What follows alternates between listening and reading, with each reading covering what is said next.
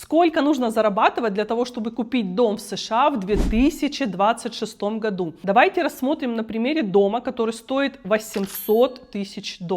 При сегодняшних текущих ставках при внесении первоначального взноса 5%, что составляет всего $40 тысяч, ваш ежемесячный платеж будет в районе $6 тысяч. В этот платеж входит ипотека, страховка, property tax и другие платежи, которые необходимы для обслуживания этой ипотеки, за исключением коммунальных услуг. Банк расценивает вашу платежеспособность таким образом, что ваша семья не должна тратить больше, чем 49% вашего дохода на все долговые обязательства ежемесячно. Что мы имеем? Семья, которая проживает в США и может купить себе дом за $800 тысяч и платить за него $6 тысяч в месяц, должна зарабатывать $144 тысячи в год на семью. Не так плохо, как кажется, правда? Ипотека намного доступнее, чем мы об этом думали.